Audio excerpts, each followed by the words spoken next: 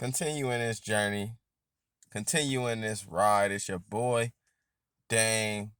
Story time episode 13 of 14, which means we are 2 days away from the first anniversary of the beauty of being wrong. I'm ecstatic. I'm excited. I'm happy for the birthday of my baby. Go get it. Like I say, as usual, in stores now, Barnes & Noble, Amazon. You can link me for a copy.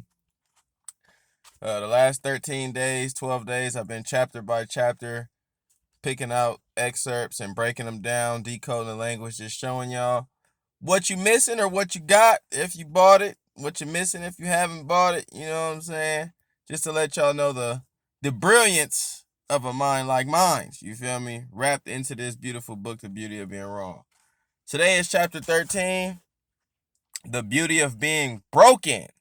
Now, again, the beauties are counterintuitive, the uglies are counterintuitive.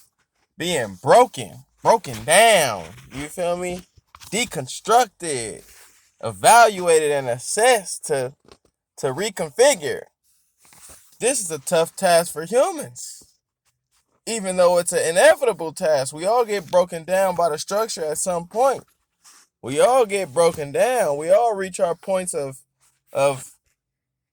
not feeling completely righteous and fixed in our way of movement. So being broken is just another example of a chance in which you get to grow from that condition.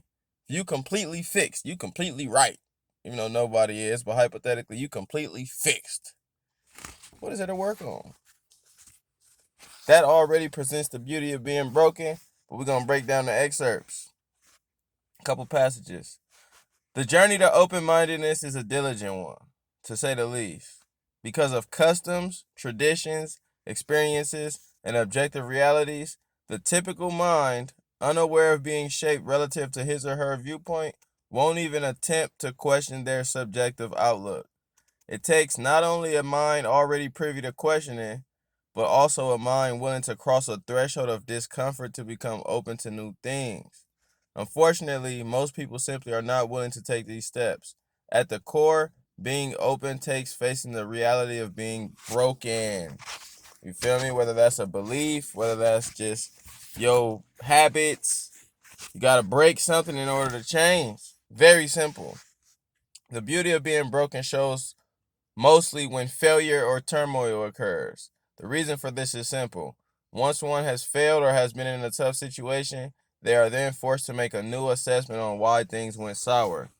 Tough situations indicate that it is time to get back to the drawing board to reconfigure, and failure does the same.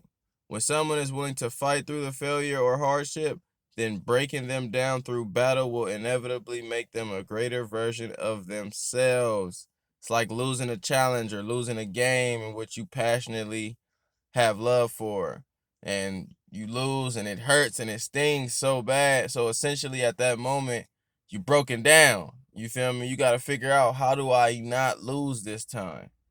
So being broken comes when you meet failure, when you meet turmoil, when you meet obstacles, hardships.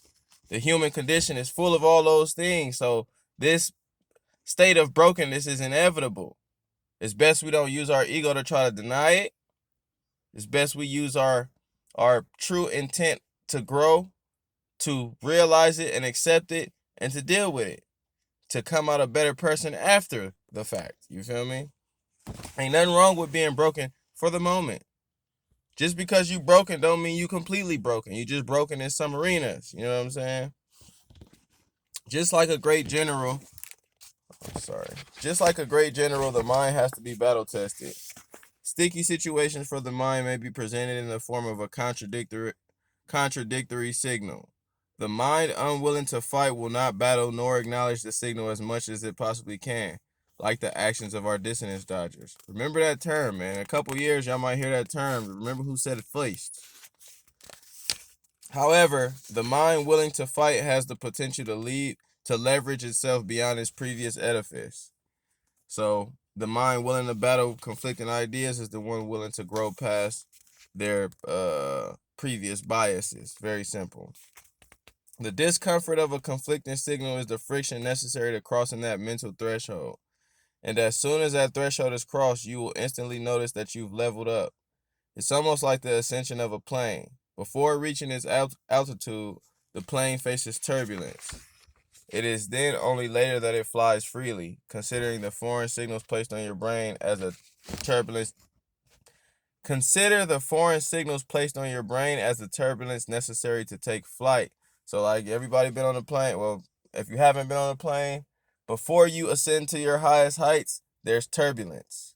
So this is just the analogy I draw to human life and growing. So before you get to ascend past your plane of existence, you're going to go through hardships and you're going to go through trouble. It's going to be difficult leaving that realm and entering another realm. That's the necessary turbulence it takes to grow as a plane does. So that's the part where you're broken down. You know what I'm saying? You put through the test and then you come out of that motherfucker flying high. So something to just know, like, growth, no pain, no gain. No pain, no gain. You feel me? Let me see. Eventually, we all have turbulence in our lives as nobody lives a completely carefree and unchallenged existence. Instead of running from it like we're used to, our new approach has to be offensive. The static has to be observed, felt, and conquered, as this is what it takes to break the barriers of the mind. This constant challenge is what it means to be beautifully broken. Sometimes that turbulence can come when challenging one of your deep-seated traditions, one of your native customs, or even whatever it was that you thought you witnessed with your own two eyes. So it's really, the ultimate challenge of yourself is to just break yourself down, self-assessment. You get in a meditation, lotus. You could fucking do yoga, or you could sit in your room on a bed and stare at the wall and just reflect on what's up here, or what you're feeling in here, or what the body is going through there. But nonetheless, you have to have a process of self-discovery, self-assessment, and self-care. And all of those things happen when you break yourself down. You feel me? Nobody's perfect. Nobody's completely fixed. It's okay to tell yourself you broken in certain ways. I got trauma. I got past references that trigger me. I got daddy issues. That's on me. There's many things I can fix about myself, but if I try to neglect or deny it, they will never get fixed. So it's okay to acknowledge your flaws. You cannot be better without knowing your flaws. You got to know your strengths and you got to know your weaknesses. You feel me? And with that being said, that's episode 13 of Story Time.